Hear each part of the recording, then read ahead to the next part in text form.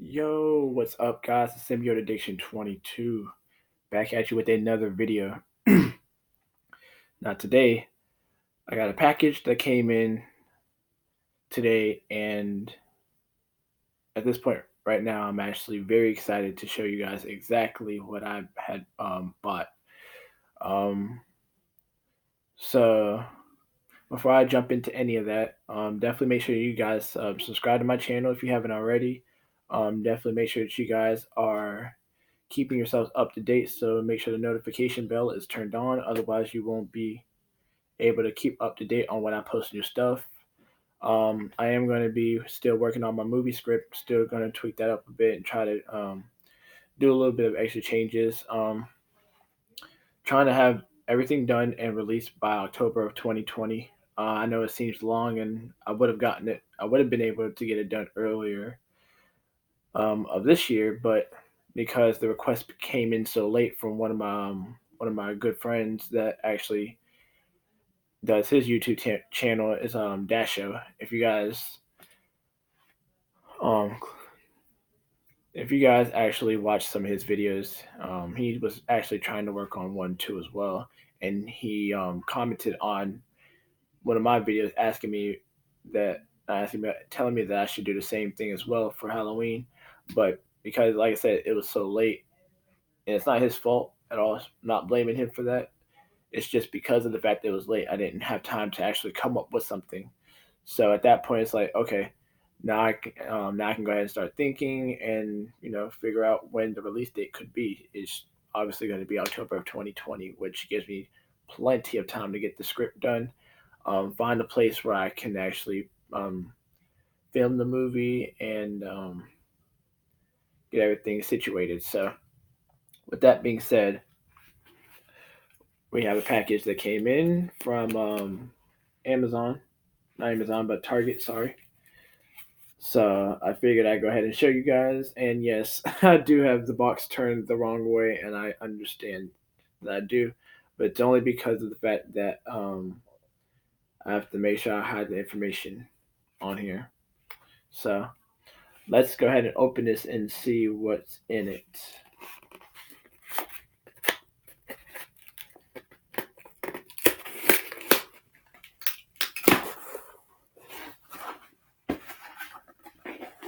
Oh my god.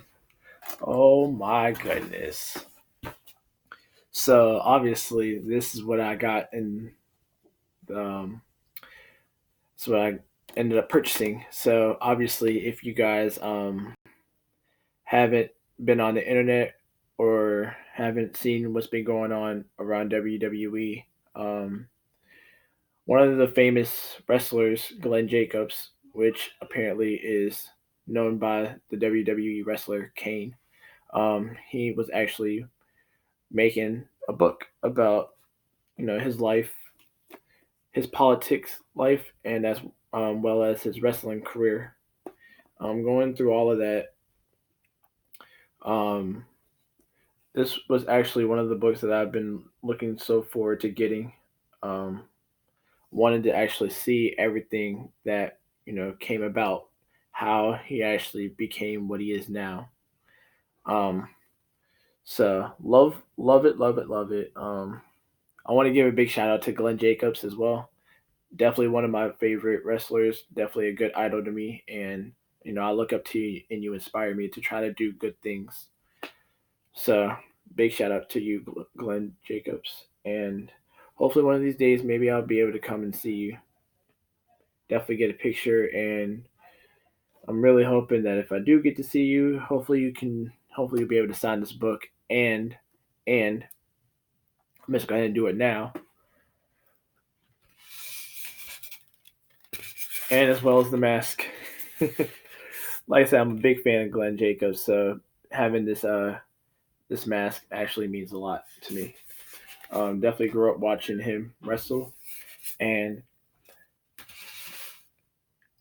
with the concept of him becoming this iconic wrestler called Kane, he definitely became an icon. Definitely became a fantastic wrestler. Submitted his own legacy, and the stuff that he's been through, and all the designs that he's had with his costume. made him who he is, and that's what makes him Kane. So it's definitely something that's um, definitely going to be remembered throughout the years. So back to the book. But like I said, hopefully I'll be able to have him sign this and my mask. Hopefully, definitely get a picture too, because like I said, he's definitely someone I look up to as an inspiration. So looking on the back of the book, it says from the foreword by Senator Rand Paul, and if you can see right here, it says, "My friend Glenn Jacobs has not only made a name for himself in the WWE world, but has been politically active and community oriented for years, doing everything he can to serve his neighbors at home in Tennessee. When he was elected mayor in 2018, I knew not only that the people of Knox County had chosen a quality leader who would work hard for them, but a generally decent person who was involved in politics for all the right reasons. And needless to say, if I was able to, I would definitely, if he was running for president, I would definitely elect him. I would definitely vote for him to be our next president because I'm sure there's definitely a lot of good stuff that he could do for America. But knowing that he's the mayor of Tennessee, if he was able to, if he could run for president, then yes. Um, but hopefully, there's someone out there who could do the same stuff that he does and could do something good for our country. And then also from the foreword by The Undertaker, which was obviously one of the guys that Glenn Jacobs was working with in the wrestling business during the 1997 Attitude Era. It says Glenn might be the nicest person in WWE, which is an accomplishment for anyone who has been in our business since 1992. When he has made his wrestling debut, I'm sure Glenn will find politics just as challenging, but I know it won't change him. He is he is considerate and truly cares about others.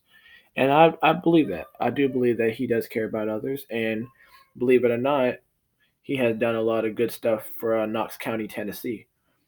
You can definitely check it on the internet. I'm definitely sure you'll find good pictures of the stuff that he's done for the state of Tennessee. So um, just kind of running through a little bit of the table of contents here in the book before I jump into the good stuff. So obviously, as you can see, there are a, a good amount of chapters in this book, leading from the start of his childhood all the way to where he is now.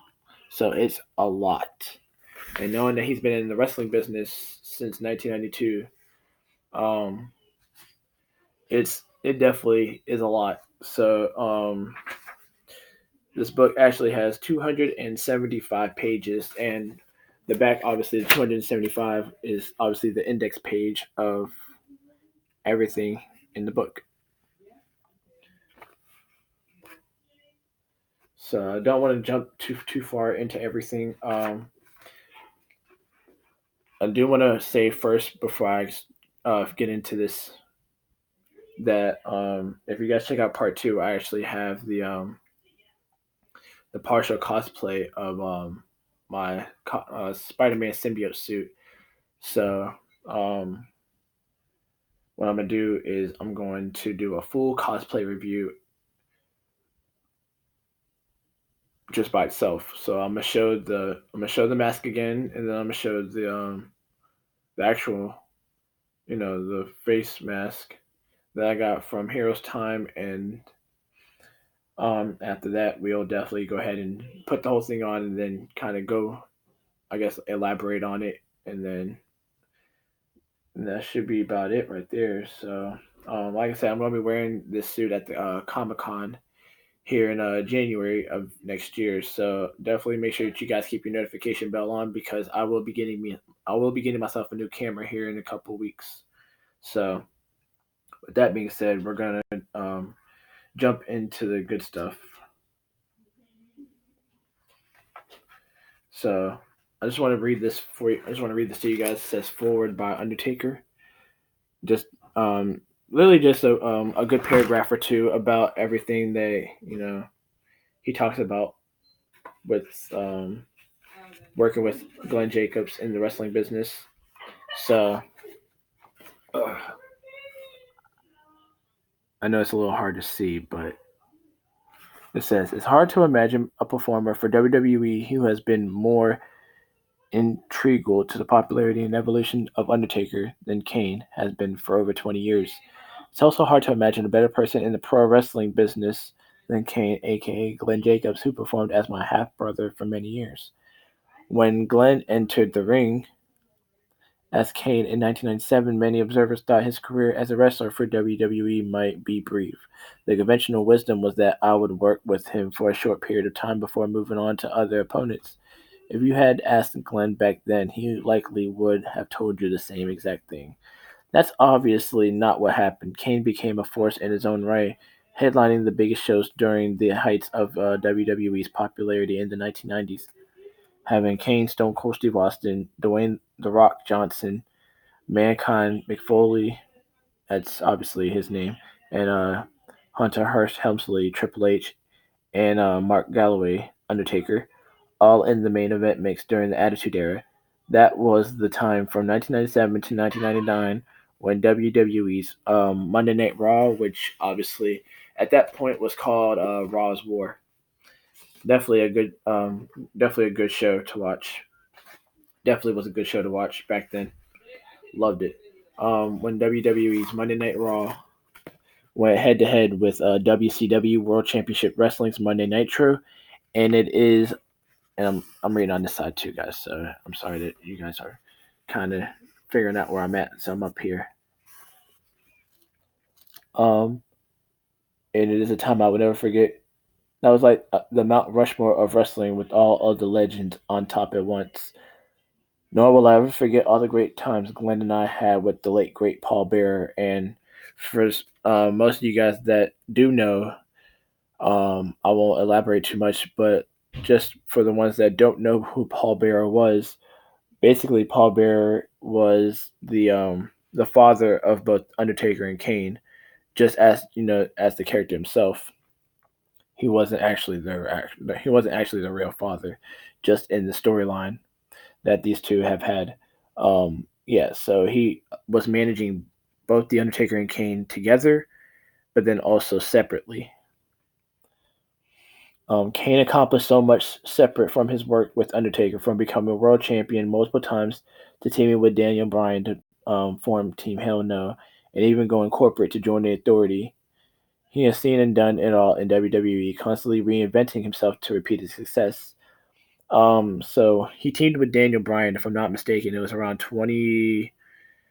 about 2012, 2013. Um, they had a good run with the tag team championships. Definitely had their anger issues, but that was only in the storyline itself. So at that point in time, they took anger management classes with Dr. Shelby, and it was actually a good storyline for both of them. I actually liked it. It was actually pretty funny and it's very entertaining. Um, when Glenn joined the Authority, it was around 20, I believe 2015, about 2015, 2016. Um, Still, whenever Kane and I, Undertaker, teamed up as the Brothers of Destruction, no one could touch us. We were unstoppable. And needless to say, they were. During the many years I've known Glenn, he has always been one of the smartest guys in the locker room, so I wasn't surprised when in 2018 he was elected mayor of Knox County, Tennessee. I know how much he and his family love their home there and how passionate he is about politics and helping his friends and neighbors.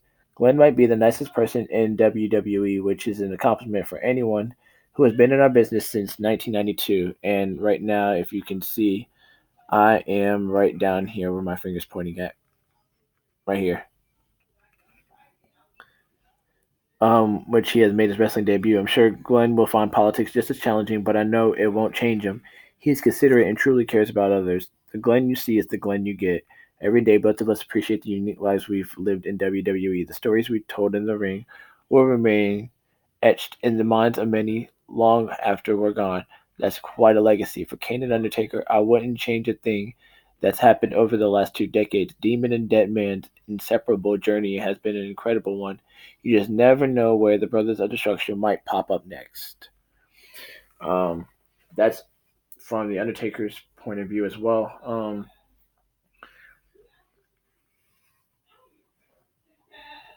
and how he actually, he has, obviously Mark Galloway has a lot of respect for Glenn Jacobs and the work they've done together in the ring. It was actually very, very great. Um, you guys can always check it out on YouTube as well. They actually have videos of them, you know, Kane and Undertaker teaming up, going against each other. They have all that stuff on YouTube, so you can always check it out, or you can go to WWE.com, subscribe to the channel. It's just actually not subscribe to the channel. You can actually do a subscription. I don't know what the prices are. It should be only $9.99, but if they change that, then I'm sorry. I don't know what the price is now, but it should be $9.99, and then you can watch every video for free.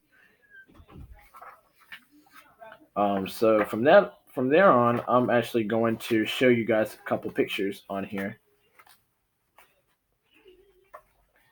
that cements Kane's legacy in the WWE.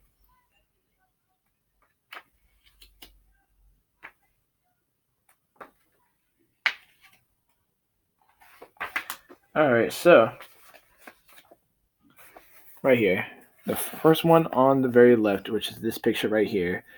This was obviously when Kane was, or Glenn Jacobs was actually a baby. It says here, 1968, baby Kane, about 1 year old when our family moved back to the United States. Such a cute baby. Um, as you can see, that's Glenn Jacobs right here. I believe that's his sister Becky, his mother Joan, and I think his father. Unless that's just his sisters. Yeah, it should be his mother and then his father. Yeah, George. Yeah, so it says 1982, me around age 15 with my sister Becky, which is the girl in the blue shirt, his mother Joan, and then his father George. Definitely a good family. Yeah, I'd actually say if I actually lived around where he stayed at, he would definitely be a cool friend to have. Definitely be a cool friend to have, for sure. So around fall of 1990, his Glenn Jacobs' senior year at Northeast Missouri, joined the football team of Northeast Missouri State University, where he was a standout offensive tackle. Number 77, Glenn Thomas Jacobs.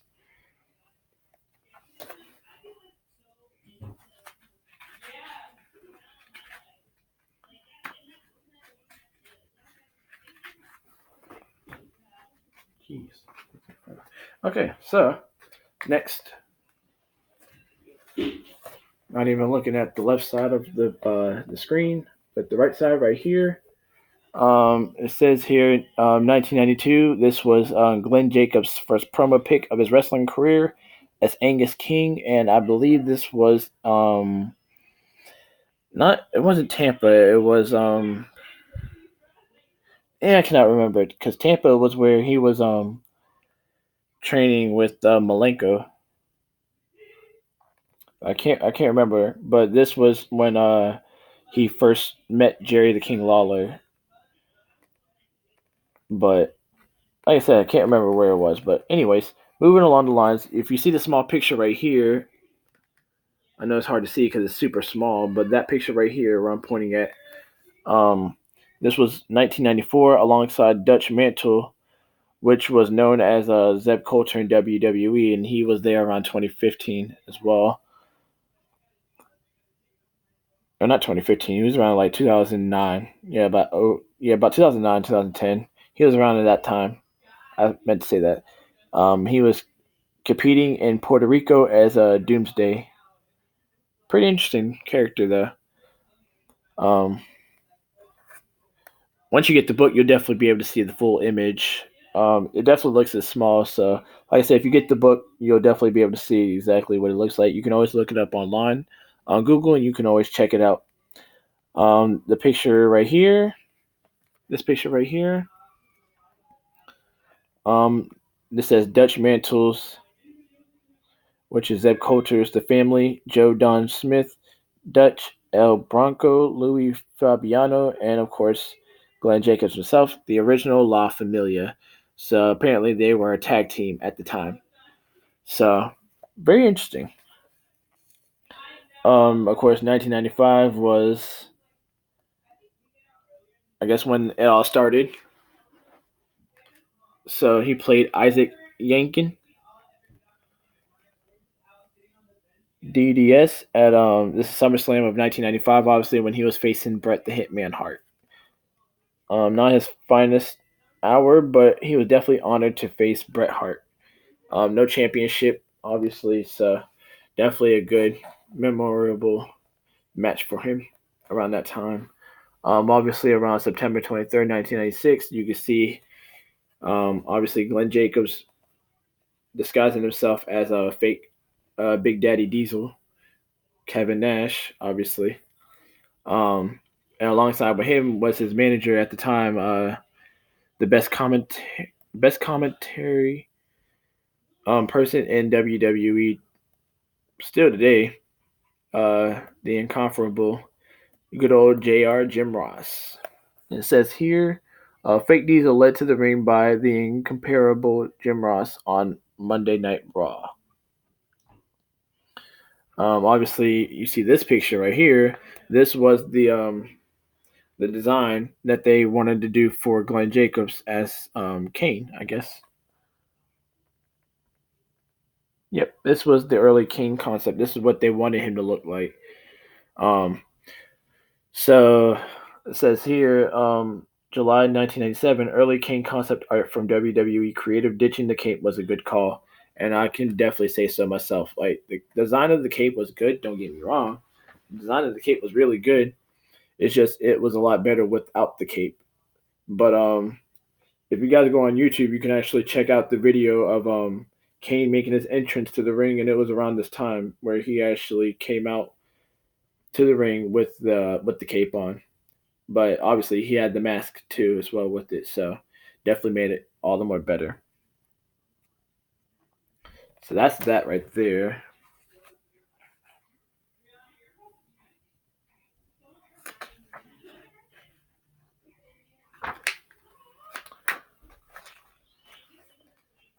Obviously, looking at the picture on the right side again, right here is where Glenn Jacobs made his biggest break debut in WWF as Kane himself.